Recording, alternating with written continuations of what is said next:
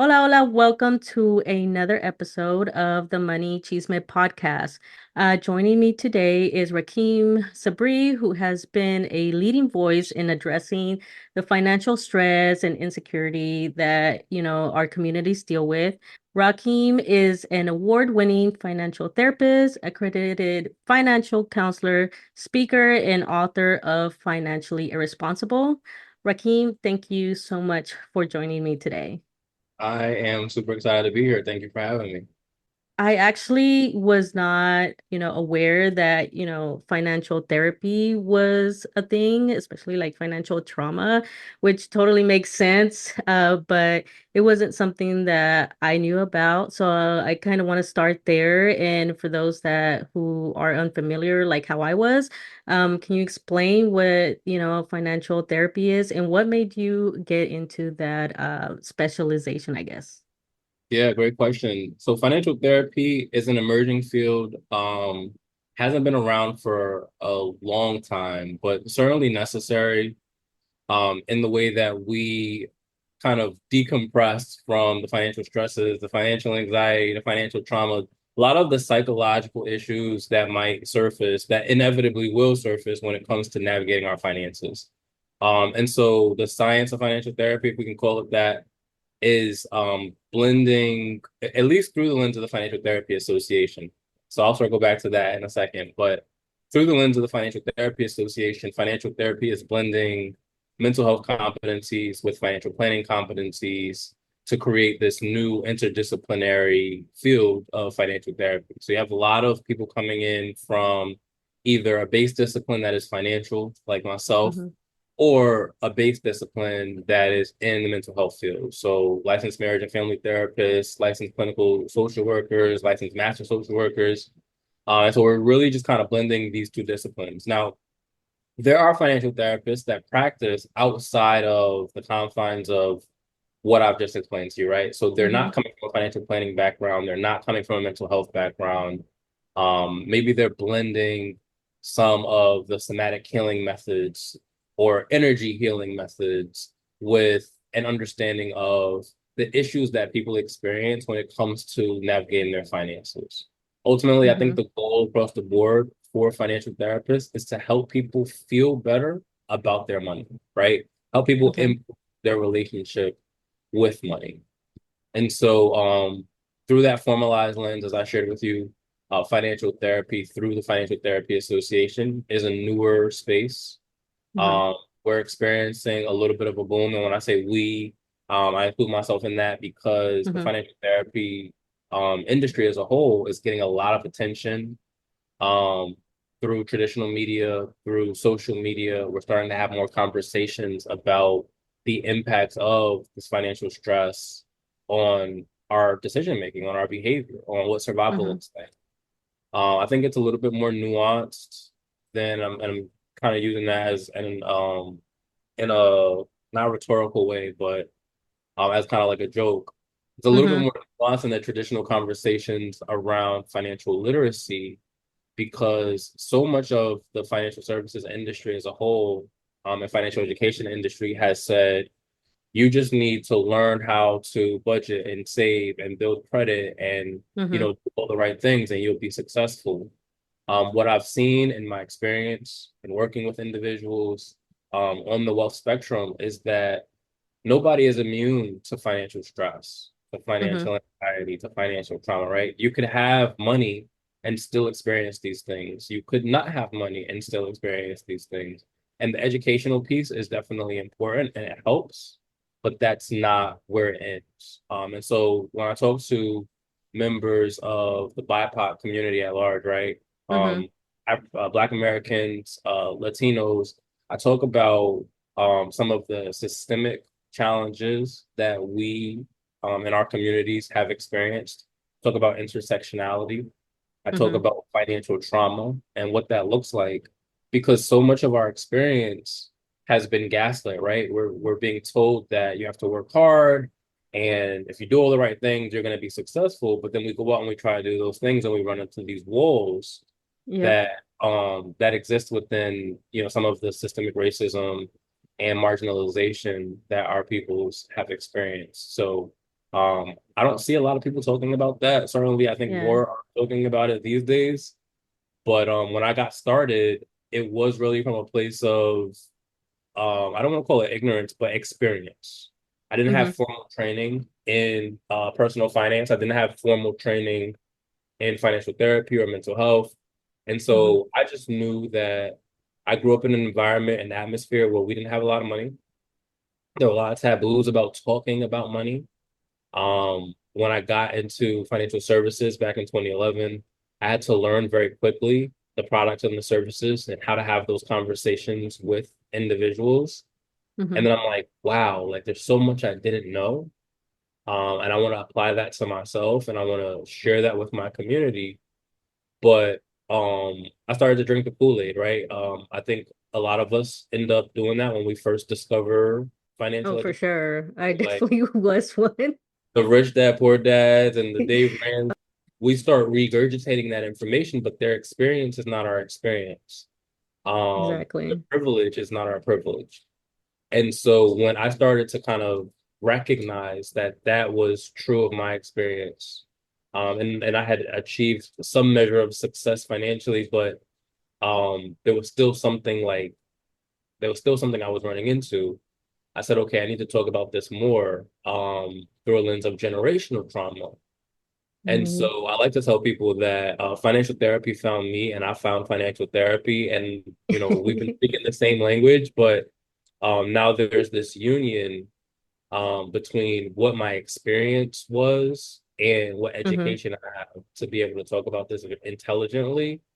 And not from a perspective of it's unfortunate, but some people push back and they're like, oh, you're especially in today's political climate, you're being a victim or Mm-hmm. like pull yourself up by your bootstraps or that Yep. happened so long ago. And so being able to connect history and the science of neurology and the science of our nervous system activation, the science of epigenetics and how, those traumas in the past do continue to show up and impact us today, Mm-hmm.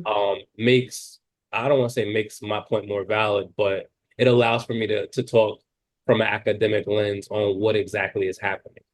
I did fall into that at the beginning when I first started learning. It was definitely Rich Dad, Poor Dad.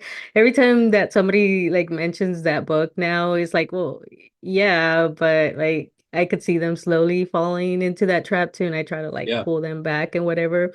But the same thing with like that journey of realizing that our journeys are kind of like a little bit unique. We don't have all that privilege and stuff.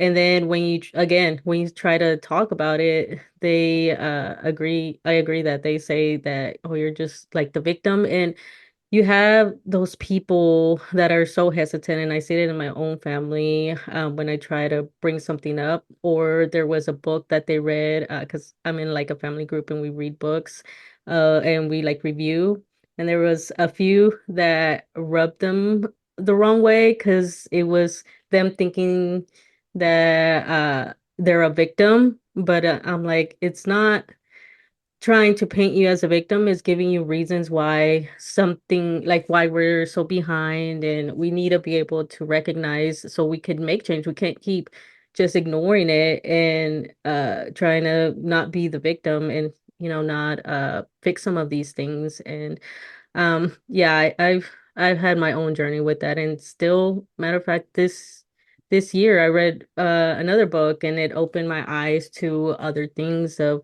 why I felt a certain like I guess resistance because here is more individualistic.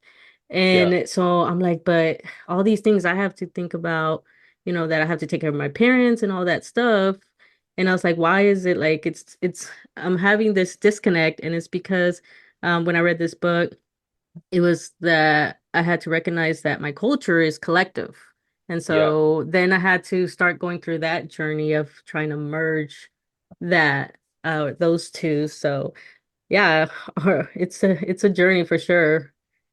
Yeah. I've been talking a lot lately this year about what you just described, right? The Mm-hmm. intersectionality that we experience with culture and how we define culture, right? A lot of times when we hear the word culture, we think ethnicity, we think nationality, we think Mm-hmm. language, we think maybe religion, where we come from, right? What are the values that our family has introduced to us that we are deciding to carry on? Mm-hmm. And that's not an inaccurate representation of culture. I just think that it's an incomplete one, right? Because Mm-hmm. we navigate so many different cultures throughout our lives, particularly in the United States, right? We Mm-hmm. navigate school culture, we navigate work culture, we navigate our social cultures, we navigate consumerism as a culture, Mm-hmm. right? Where we see Thanksgiving and Christmas and Valentine's Day and Halloween and all the holidays, we have to go spend money. Why is that, Mm-hmm. right? And so all of those things, or rather, all of those cultures and intersecting points influence what our personal value systems are, influence what our personal goals are financially. And it can cause some confusion, especially within individuals who are kind of standing in the doorway of those two cultures, right? This individualistic consumer driven in response to capitalism culture that we experience here in the United States, where we have to worry Mm-hmm. about healthcare, we have to worry about retirement, we have to worry about, what does the day-to-day survival look like for ourselves, but also we want to be there for our family. We want to take care of our parents, our grandparents. We want to take care of our children. We want to give them a better life, many instances, whether that be through access to education, whether that be through access to housing, Mm-hmm. and so there's a lot of pressure on individuals. Right now, what I'm seeing is most of that is being experienced by the sandwich generation, which is the Gen Xers, Mm-hmm. but also, some of the millennials as well, right? Because our parents are getting Yeah. old and we're having to Oh, have for sure. conversations about, do you have your stuff in order? Because I Oh don't my God. want to with a mess, right? Yes. And so those things are normal. Our reaction to those things are normal, right? It is not normal for us to be navigating those different worlds and not feel anxious or not be worried because although I believe in abundance, I acknowledge the reality that some people's lives, some people's lived experiences are one of scarcity. You're wondering, well, Mm-hmm. I'm only getting this much money, how am I going to make this much money split between all of these different goals and priorities? Yep. And sometimes that can be a lot harder for individuals who are viewed by their family as somebody who has kind of escaped the confines of what poverty may look like, or what low income may look like, or what a lack of access to education may look like. There's a lot more pressure Mm-hmm. on that individual to kind of step up and provide. And through many conversations, I realized that although a lot of that pressure is external, some of that pressure we internalize. It comes Mm-hmm. from within. We're just saying we need to be that person, not because Correct. we've told that, but because that's more aligned with our values. So I appreciate that you shared that part of your journey. I think it's something that a lot of people can relate to, certainly something that I can relate to. Mm-hmm. And I think as we continue to have this discussion, we'll be able to kind of pinpoint some of the ways to help navigate those challenges. I definitely feel that pressure of like parents. I think my dad re hits 65 this year, and my mom probably a few more years. So I am already like I lose sleep over it, like because I am like and I mean it because like in the middle of the night is when like as like I'm laying down in bed, that's when my brain like switches to like start thinking about stuff, and and I will go through like a whole plan of things I need to do. And so then next thing you know, it's like 2 in the morning or 1 in the morning. Yeah. And so I'm always constantly thinking of what steps I need to take so I can make sure that I'm able to take care of them. So I definitely am one of the millennials that is feeling that pressure and stressing out about it. And but I'm learning to like, deal with it just like with during my personal finance journey, having to deal with like the financial anxiety, still going through that and all that's realizing that some of the stuff is, financial trauma. And so for those that may be beginning their journey or may not even realize that that's something you kind of mentioned it a little bit earlier, but what, does financial trauma like look like or manifest in someone? Yeah, I'll give you a definition. This is a Rahkim definition, so it's not a clinical definition, or Mhm. one that is widely accepted by the greater financial therapy community at large. But I define financial trauma as any instance observed or experienced that has a negative impact on the way you view, interact with, or believe about money, right? Mhm. And so how that's different than maybe the way that financial trauma is discussed in some of the more clinical or academic communities is that financial trauma is usually described as an experience that you had first person, right? Mhm. So if you have experienced poverty, if you have experienced an eviction or a layoff, if you are having a reaction to some flashpoint financial situation, a lot of Mhm. times that would be considered financial trauma through a clinical lens. I argue that we have experiential financial trauma and we have observed financial trauma, right? So if you Mhm. witness your parents go through financial hardship, and that then impacts how you interact with money moving forward, that was financial trauma, right? Mhm. Um, I argue that we are all experiencing some aspect of financial trauma at some point throughout our lives. And that Mhm. that financial trauma that we're experiencing is very often a reaction to capitalism, right? Mhm. Uh, we have to get up to go to work. We have to, be a cog in the machine, so to speak, Mhm. until we're not, right? Some people like they make wealth building their goal from a very young age, or as soon as they're able to become aware, and then everything becomes about money, right? Yeah. How do I get more? How do I buy more assets? How do I control more, right? How do I grow my net worth, etc. Um, some of that pressure can show up as financial trauma, because then you have to wrestle with the limiting beliefs that you might have. You have to wrestle Mhm. with, we talked about this word victimhood earlier, and Mhm. I want to circle back to that because as I was listening to you react to my statement, I was like, well, hold up, hold on a second. We're trying so hard, and when I say we, I'm talking about our communities. We're trying so hard not to fall into this broad stroke that those of us who don't look like us might Mhm. paint us and saying that we're victims, but we are victims, right? Mhm. We are victims. And so there's a difference between operating through victimhood and recognizing that we are victims, right? We are victims of oppression. We are victims of systemic exclusion. We are victims of direct financial abuses by these financial institutions. Mhm. Our ancestors have been lied to. Our ancestors have been stolen from, right? Have been Mhm. taken advantage. And so when we operate in the space of, well, I don't want to be a victim, I don't want to be a victim, cool. Like we don't have to, just roll over and say, oh, well, this happened and there's nothing I can do about it. But we Mhm. can acknowledge that our communities have been victimized, continue to be victimized in Mhm. today's Yep. world, and that us fighting against the acknowledgement of that really just kind of like we're sweeping it under the rug, we're pretending that it doesn't exist. And that's Yeah. not a way for us to approach healing. So Mhm. back to this idea of financial trauma, when we navigate these experiences and we are gaslit to believe that we're not victims, right? That we were Mhm. victimized, and we're trying to put the pieces together as we talked about, like reading books like Rich Dad Poor Dad, or reading some of the Dave Ramsey books, and repeating some of the rhetoric that they talk about for their audience.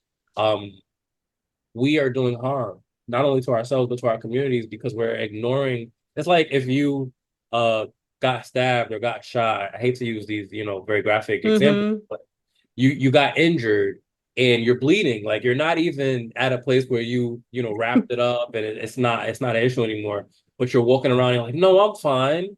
I'm fine. Yeah. I'm good. I'm gonna go. I'm gonna run this race. Right? Yeah. Anybody.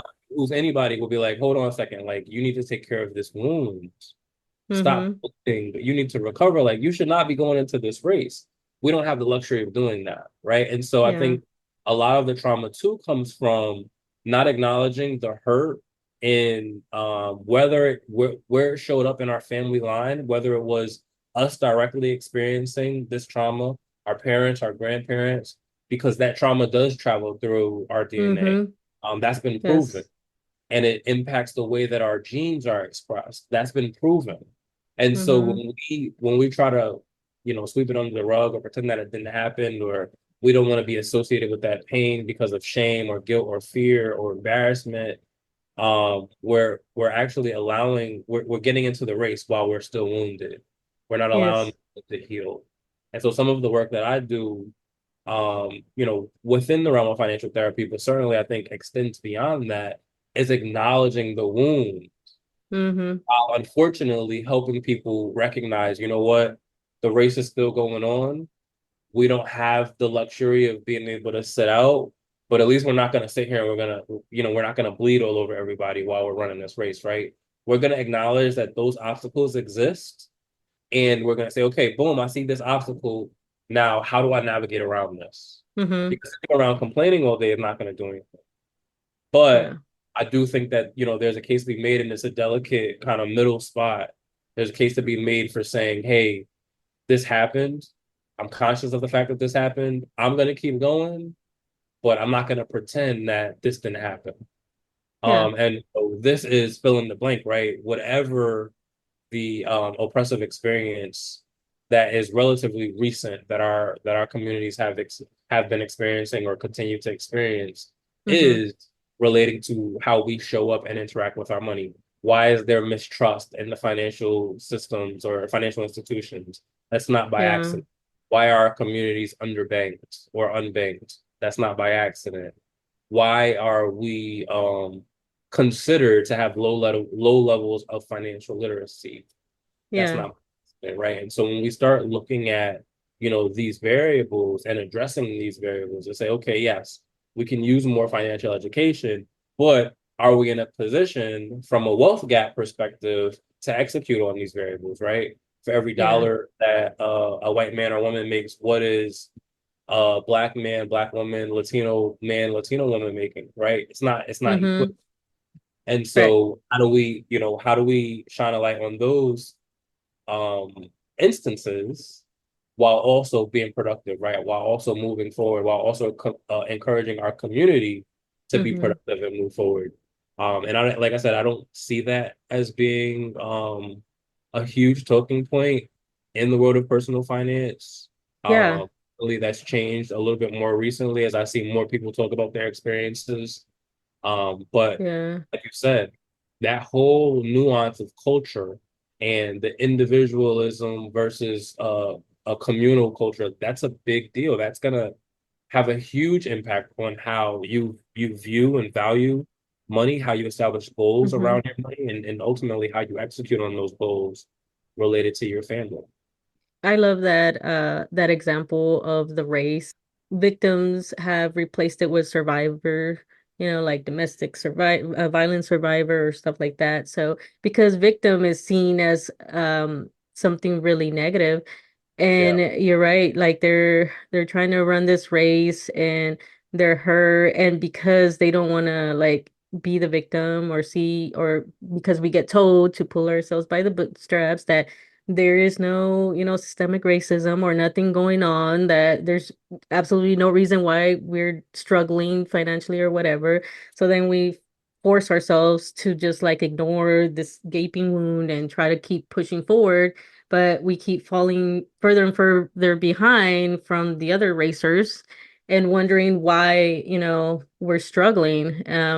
Well, before I always saw it as like something that I experienced, and that's why I have this financial trauma. But when you said that, I did reflect on, sometimes your family will say, well, I don't know why you want to do that because so and so they lost money in this or so it's true. That's that trauma right there. It didn't happen to them, but it happened to like a cousin or a brother. And so now they're scared. And I see that even with investing and all that stuff, that's one of the things that people are kind of scared of because I'm a real estate investor and I try to get our communities to get more involved in that. And that's one of the things that they see that somebody, had a bad experience for a tenant not paying or whatever, like it didn't happen to them or anything. But it keeps that resistance there.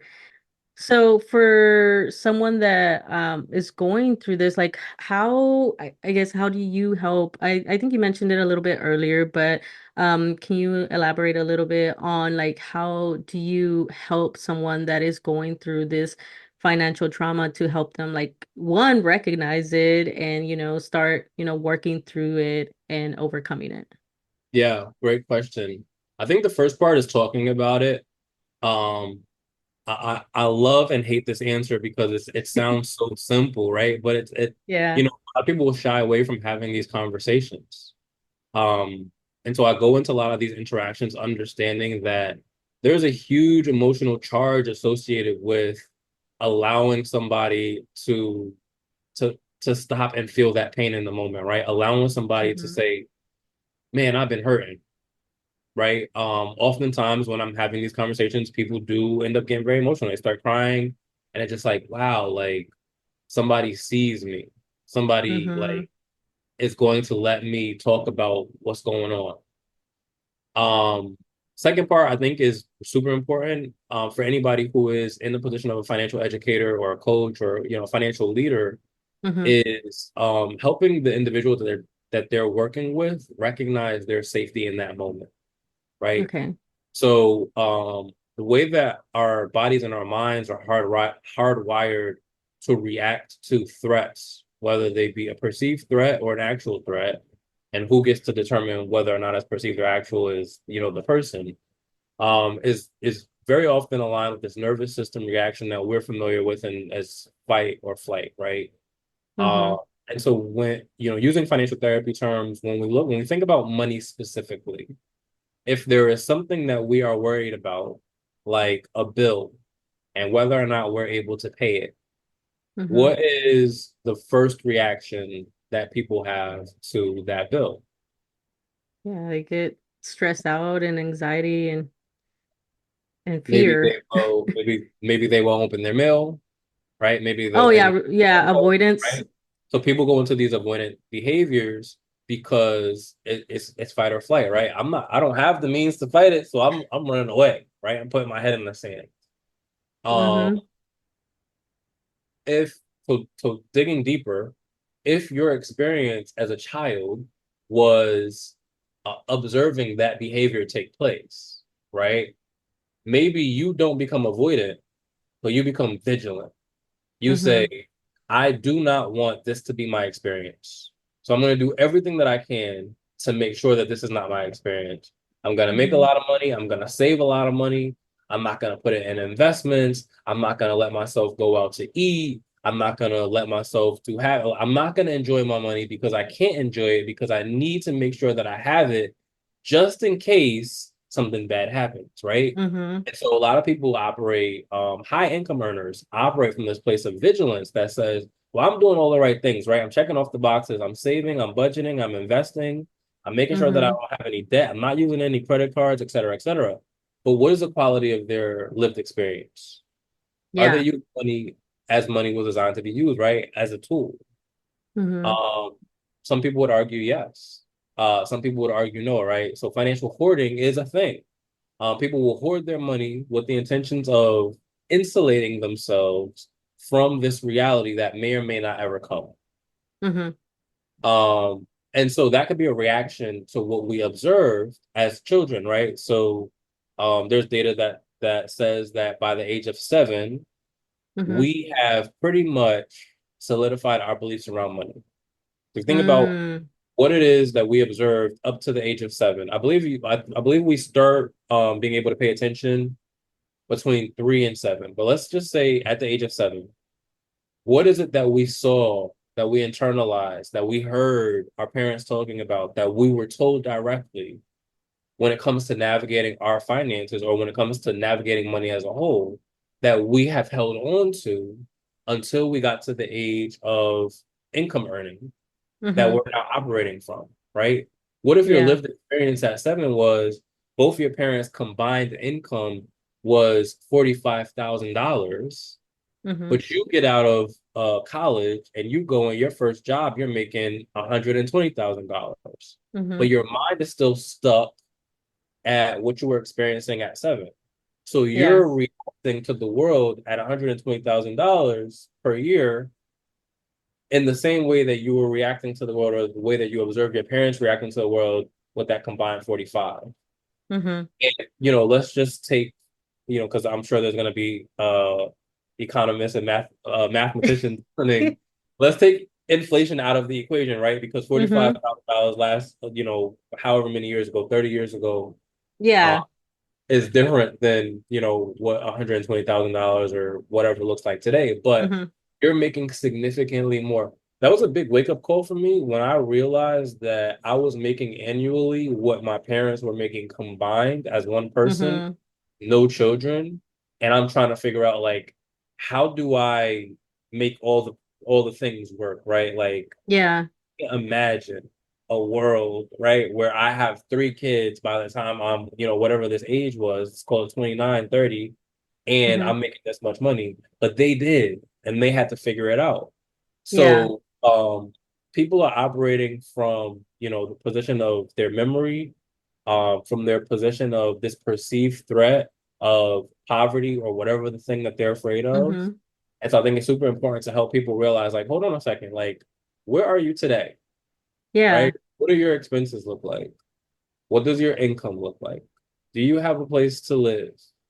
Do you have hot water? Do you have heat? Do you have electricity? Do you have food? Like, Mm-hmm. are you good today? All right, cool. Take a breath. Let's celebrate that, because a lot of people are not. And Yeah. then where do you want to be tomorrow?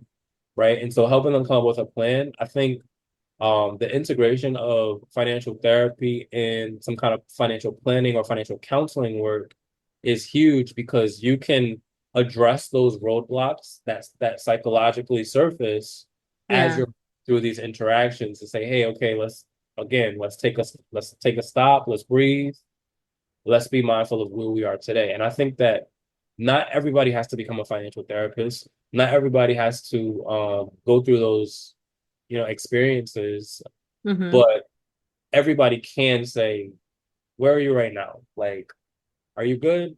Yeah. Is there a threat? Like, is there a tiger in the room? Show me the tiger, right? Yeah. Yeah. You don't have to fight or flight right now. You can Mm-hmm. plan right now. So what does planning look like? Yeah. Um, and then the second part to that for me in my process is helping people to acknowledge their decisions in the past, right?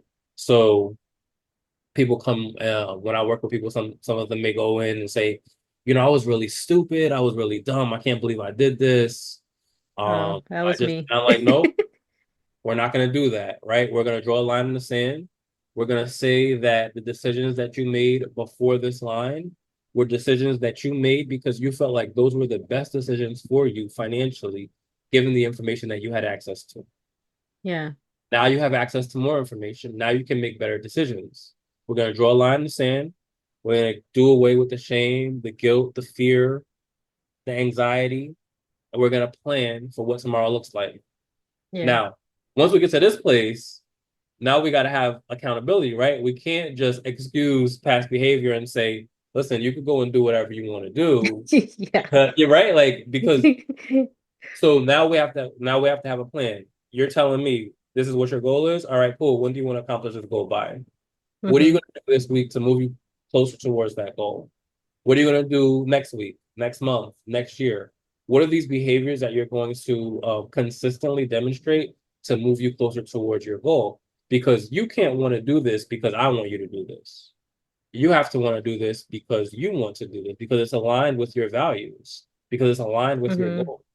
And if your values and your goals are misaligned, then you're going to keep running in this circle, right? And so um, the other part of that conversation is, and I find this to be the case more frequently with members of the BIPOC community, Mm-hmm. is what are the values that you want to, this is a scary part of the conversation for a lot of people. What are the values that you want to bring forward that you inherited into your future, Mm-hmm. and what are the values that you want to leave behind, right? Hmm. Because it's up to you. Yeah. You get to decide what that looks like. And sometimes it's an uncomfortable conversation because, well, our family's always done it this way. Our family's communal. Our family is Yeah. looking for you for me to do this. Culturally, this is expected. Religiously or spiritually, this is expected. Mm-hmm. And ultimately, I have to remind the individual that they're the captain of their ship, right? Yeah. Not saying, throw family and the values and the religion and everything away, but you have to decide for you which way do you want to go, right? You can't stand in this doorway anymore Mm-hmm. where you're trying to please, two different masters because it won't work. You'll burn Yeah. yourself out. And so, like I said, I find that to be more frequently a conversation with members of our communities because of what you talked about as far as that inclination to be more communal. And you can do that. You can Yeah. support your family, you can support your community, but not to the detriment of your own safety. Not Mm-hmm. or you put on your own life vest or safety mask, right? Yeah. You have to have something to pour from. You can't pour from an empty cup. Yeah. And a lot of people struggle with that, and they're well-meaning, um, good people. Yeah. That is a sign, right, of that goodness that you have, that those values that were instilled in you. I think that it's important to help people recognize that they can hold on to those things while still being of value to their community, whether that be through Mm-hmm. modeling the behavior, whether that be through teaching, given the education around finances, whether that be through creating a family fund where you say, hey, I'm going to give Mm-hmm. X amount per month or X amount per year. After that, like, I can't give anymore. This is my Yeah. country. Or whether that looks like the type of work that they end up doing. I was having a conversation with a friend yesterday actually, who's talking about going into the nursing field, Mm-hmm. and they were like, I hate it. Yeah. Like, I hate it, but I I know that almost went down that path. yeah, I know it's a secure job. I know that I always Yeah. have work, so it's high Oh. paying, so I'm gonna do it. And I was like, is that cultural? Like, were you encouraged by your parents to do that kind of work? And I know there are different cultural uh, Mm-hmm. groups who, like, they'll say, hey, no, I don't care what you want to do. You're gonna be a doctor. Yeah. I don't care what you're gonna do. You're gonna be an engineer. I don't care what you Mm-hmm. want to do. You're gonna be a lawyer, right? And it drives up the net worth of the Mm-hmm. community when you have a community of engineers, when you have a community of doctors, when you have a community of lawyers. Mm-hmm. Um, People are making those decisions for their community. And I'm not mad at that, but I think that it's important for us to recognize in these spaces where we might be navigating some trauma, where we are absolutely navigating some financial trauma, Yeah. that we have a choice. And in making that choice, we want to recognize our safety. We want to draw a line in the sand and say, hey, this is what I did in the past. This is what I'm going to do moving forward. And these are the values that maybe I had adopted growing up, that Mm-hmm. some of these I want to bring forward, but some of these I want to leave behind because they're not serving me. Been thinking about it too, of like, how to balance both and make sure that I'm not passing that on to the next generation. So, like, for me, I had to join the military because I just like hit rock bottom and I was like, I was like dead end job. I was like, I couldn't even pay for school anymore. So I left and, and my husband too, similar story. And so my stepson, is talking about like, well, I want to continue the tradition. I was like, you don't need to, that's not a tradition you need to continue. Like we joined because, not to knock it, because, it definitely helped me come up and stuff. But you don't need it because I'm setting up all these things in place for you and your sister to make sure that you are not forced to do something that you don't want to do. Yeah, even like things like that, to ensure that we're not passing that on. I am like that pivot of like from the old stuff of Yep. and not even like the financial stuff, but like the cultural and all that stuff. So I want to do the be the change to still keep some of our culture, but some of the stuff can be left behind. We kind of learn some of these habits from our younger years and how our parents dealt with finances. It with them was like always say pay everything with cash, nothing on credit, no debt or anything like that. And I was that way for a while until then I started learning more about personal finance. And being the change is definitely it's rough, and like it's a big burden, but I want to make sure that like the kids are good and don't have to deal with as much like I did, because I'm sure they'll deal with something. Like you can't control Oh yeah. everything, right? When I was reading like your bio, you part of it also mentioned kind of the work that you are doing in trying to change that mentality. And I kind of want to like talk a little bit about that of what kind of work you're doing, and what is, I guess, your tips. You kind of mentioned it a little bit earlier on your advice for like coaches or people that are like financial personal finance educators. What are some other tips or advice that you would give, like someone like me or other people that are also trying to be here advocating and helping our community?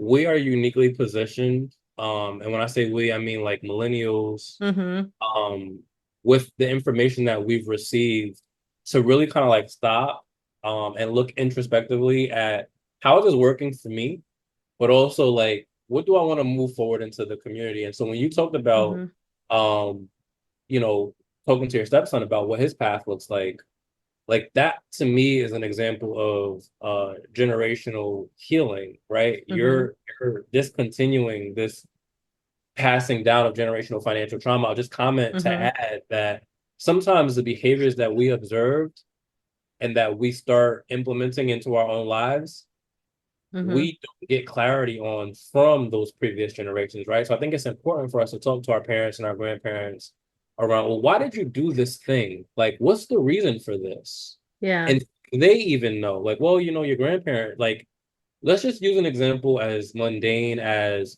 how we prepare a meal, Yeah. right? Now there's all of this conversation online about whether or not it's important to wash the meat before you cook it, right? That's a generational thing. And Yeah. that's also a cultural thing. Yeah. But that's a good example. Or just in the process of preparation, if you've ever watched someone older prepare a meal and then you just say, okay, I'm gonna start doing this. I don't know why I'm Mm-hmm. doing this. It's just because that's the way that they taught me how to do it. When we start digging into the why for some of those behaviors, we start to realize that maybe the way that we perceived it from our vantage point Mm-hmm. is not the way that they intended for us to receive it. Yeah. There are many things that I've talked to both my parents about around how they did things that they were just figuring it out. And I may have said, oh, okay, well, I'm going to go out, I'm going to do that thing too. And I'm like, well, we didn't want you to do it that way. We just didn't know a better way. Mm-hmm. So you are saying that you recognize a better way. And I think that it's super important for you to have those conversations upward, like with the people that are older than you, Mm-hmm. and then downward, right? The people that are coming after you that say, hey, there's a better way. You don't have to do it this way. So there's that. As far as your question, right, and the work that I do, I like to think of it as multi-pronged, right? A Mm-hmm. lot of my presence in this space has been based off of this desire to build a personal brand. And I'm proud of that. But I also recognize that because of that, I get a lot of opportunity to share things with people, and people say, "Oh, Mm-hmm. well, he's important, so I should listen to him." It's a unique responsibility because I recognize too that 5 years ago when I published Financially Irresponsible, right? Mm-hmm. My vantage point on money was very different than my vantage point on money is today. Mm-hmm. But that book is published and circulated with however many people have purchased and read it, right? And so Mm-hmm. they're internalizing the ideas that a 29-year-old version of me had talked about, right? In that book, I talk about Dave Ramsey. I praise Dave Ramsey and Robert Kiyosaki and Grant Cardone. I'm saying it's important to take their information and do Yeah. your own thing with it. But I do mention them by name in the book. Today I wouldn't, Mm-hmm. right?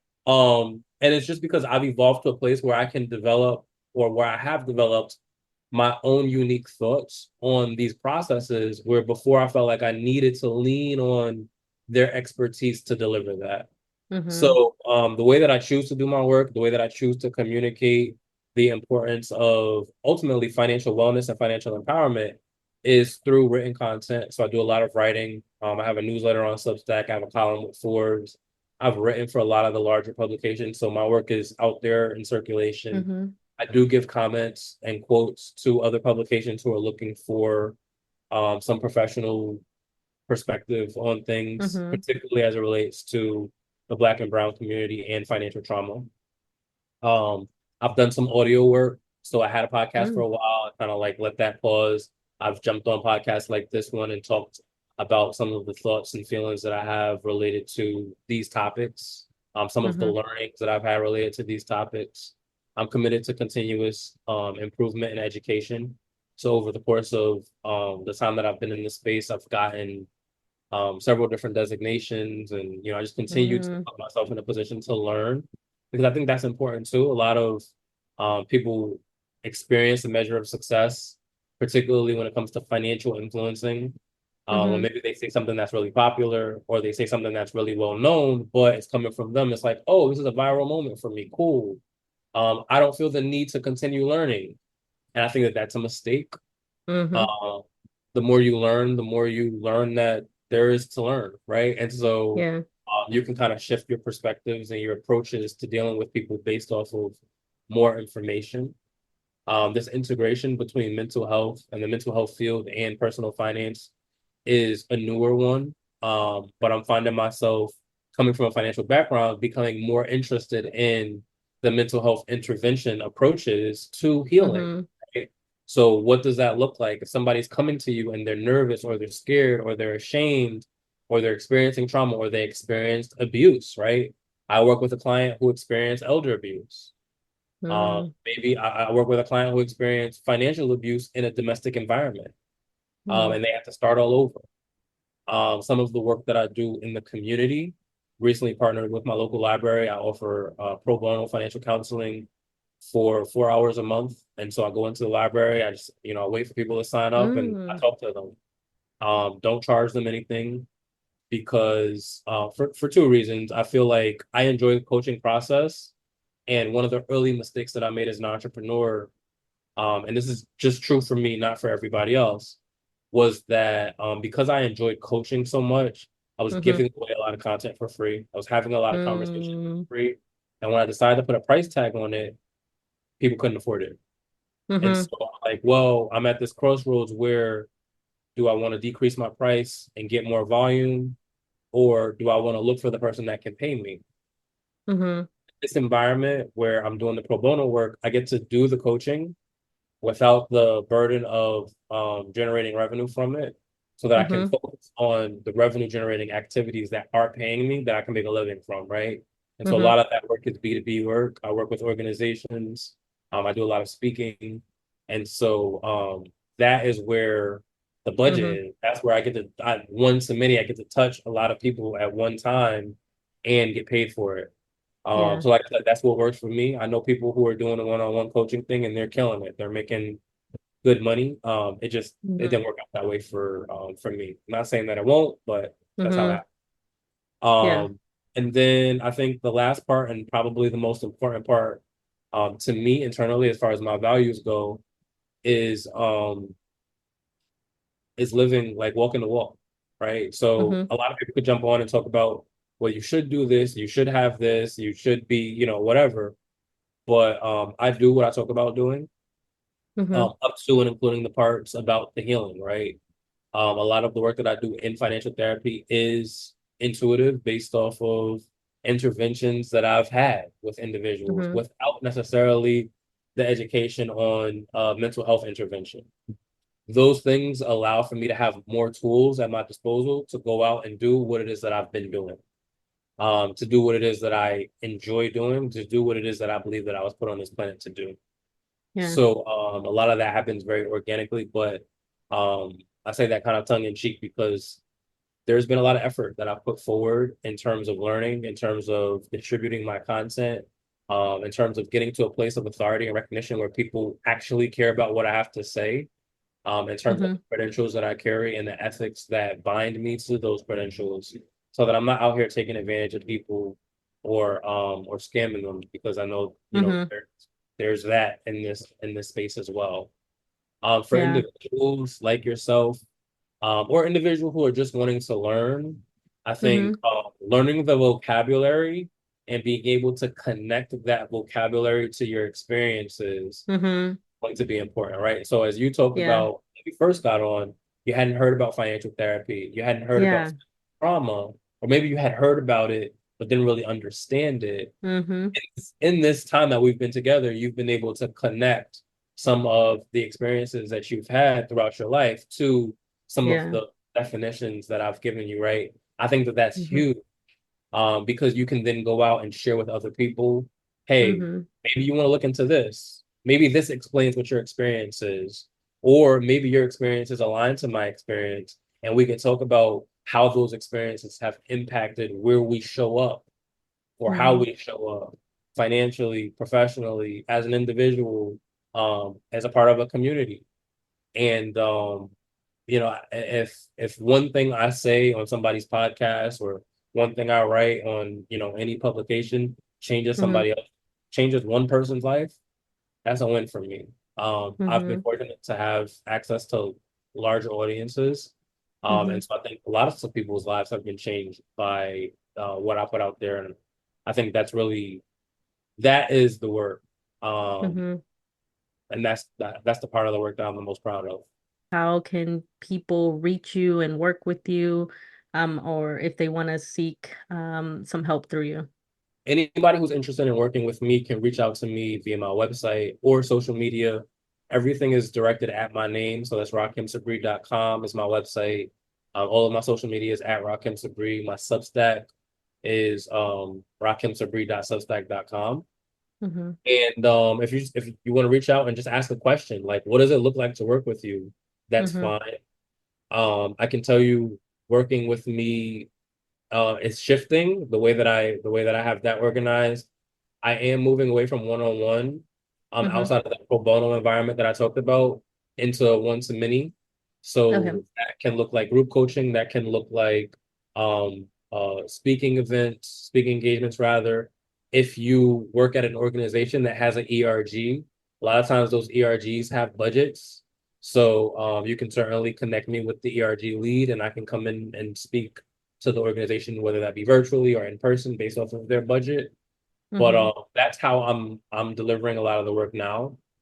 From a financial therapy perspective, I'm still kind of doing one-on-one stuff, but I find that my lane is really in train-to-trainer environments. So Mm-hmm. working with individuals who work with individuals.